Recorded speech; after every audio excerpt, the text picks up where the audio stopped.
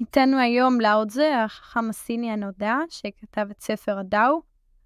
לאו צזה, תודה שהצטרפת אלינו היום, לענות על השאלות של הכיתה, שדנה שץ כתבה כל כך יפה על הלוח.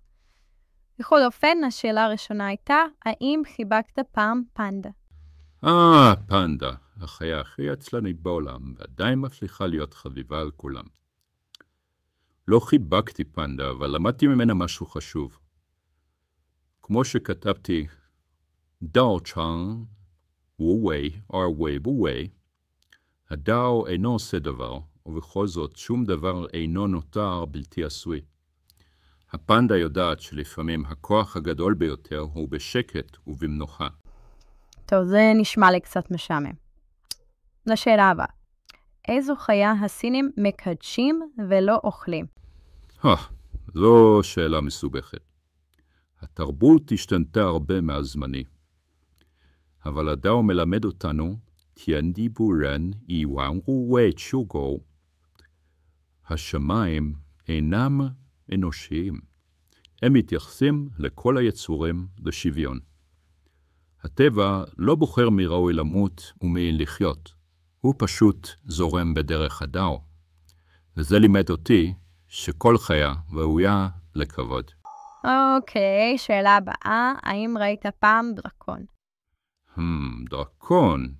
כמובן, אני רואה אותו כל בוקר במראה. הדרקון הוא הכוח הפנימי שלך. 知人知知, 自知知明. מי שיודע את האחרים הוא נבון, ומי שיודע את עצמו הוא מואר. אל תחפשי את הדרקון בשמיים, תחפשי אותו בתוך עצמך. אוקיי, שאלה הבאה, איך קראו לאיש הסיני הראשון? פנגו, אבל זה לא באמת אדם, זה היה ענק, שיצר את היקום. כשהוא מת, הוא הפך להיות, ובכן, הכל. הערים, הנערות, הרוח.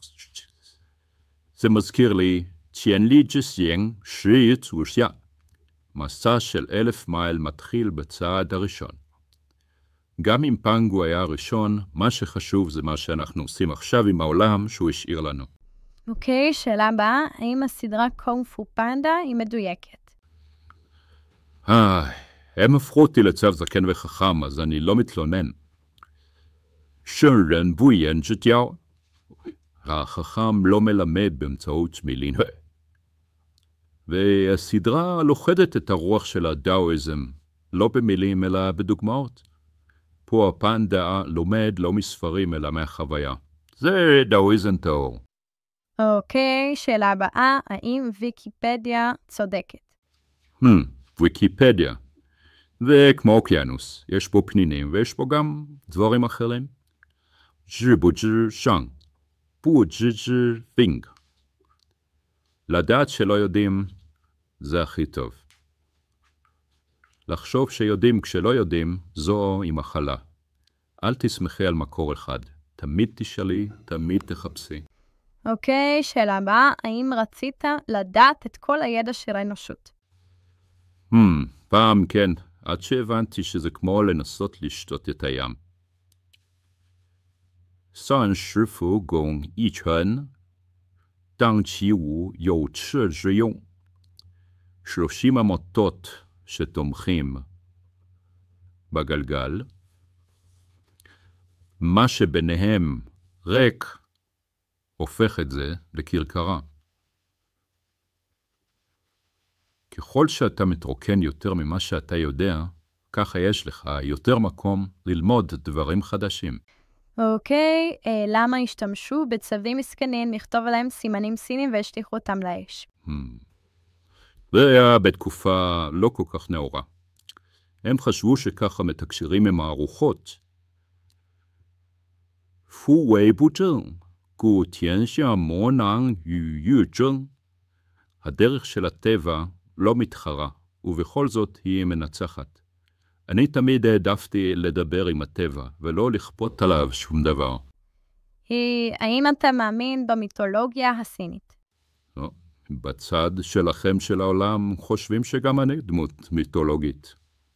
המיתולוגיה היא כמו משקפיים, היא עוזרת לנו לראות את האמת בצורה אחרת. 言不知也, 又不言也, כשאין מספיק אמונה, יש חוסר אמון. הסיפורים האלה של המיתולוגיה מלמדים אותנו על החיים, לא על ההיסטוריה. עוד שאלה, אתה חושב שבודהיסטים צריכים ללכת לפסיכולוג?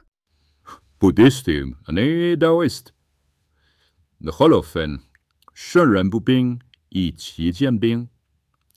החכם אינו חולה, כי הוא מכיר את מחלתו. טיפול נפשי זה כמו גינון, לפעמים צריך קצת עזרה חיצונית כדי לגדל משהו יפה. שאלה הבאה, מה האידיאולוגיה האישית שלך? דאו צ'אן וומינג, דאו נצחי ואין לו שם. 天下莫柔柔于水，而攻击强者莫之能生. החיים הם כמו מים. אל תלחמי בזרם, אלא למתי איך לנווט בו. שום דבר בעולם אינו רך יותר מהמים, ובכל זאת הם יכולים לכבוש את הקשה והחזק ביותר. האם ביקשתם סליחה מהטלף? השאלה הזאת.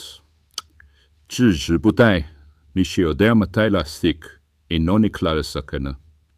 הטלף הוא רק שליח של הטבע, האשמה אינה שלו. אבל אולי הגיע הזמן שנבין שהטבע הוא לא אויב שלנו. וואו, זה היה קצת כבד. זה בסדר להיות כבד לפעמים. שאן רוח שווי, הדבר הטוב ביותר הוא להיות כמו מים. תזכרי בזה כשאת צריכה להתמודד עם קושי. זה, תודה רבה. ביי בינתיים. תודה לך. בכיף. הייתי חייב טובה לטל, אז שמחתי לעזור, ומזל טוב לאיה, שמעתי שיש לו יום הולדת.